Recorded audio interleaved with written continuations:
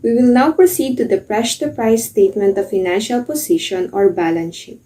With a 5-year forecast, the financial statement provides a holistic view of the proposed business financial position over a 5-year period.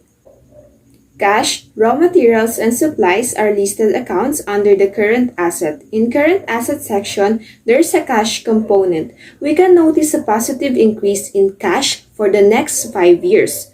In the event of raw material inventory, it is assumed that the 10% of raw materials purchased each year will be left on hand at the end of the year. As a result, raw materials inventory increases year by year. Supplies will be used in the business production and operation, and they will increase 10% in the year 3. Next is non-current asset. For the year 1, the annual cost of machineries and equipment is 38,048 pesos, with an accumulated depreciation of 6,848.64 every year.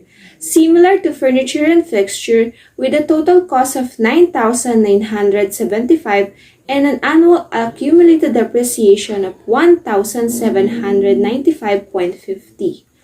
The straight line approach is used to calculate accumulated depreciation. The salvage values equals to the 10% of the non-current assets cost and has a 5-year estimate useful life.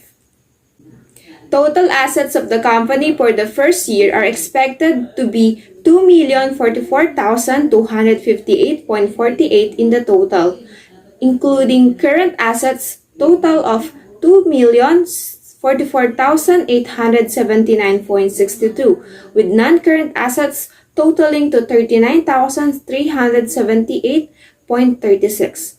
Current assets are expected to grow year by year, with the exception of non-current assets with an accumulated depreciation. There is only a non-current liabilities on this balance sheet, and that's the deferred tax liability amounting to 343,277.54 pesos for the year 1. The liability changes every year based on the total net revenue incurred each year. Then after, there comes the partner's equity. The capital of the partnership is calculated as follows. After removing the withdrawals, add each owner's initial capital, net income or net loss, and additional contribution.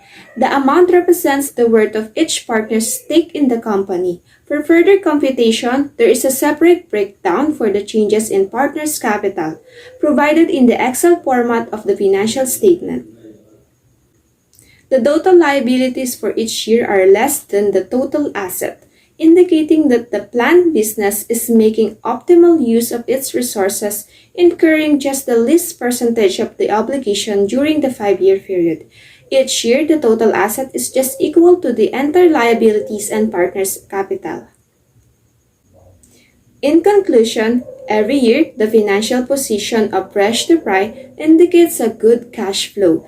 Cash, also known as the business oxygen, is the most obvious evidence of a healthy balance sheet.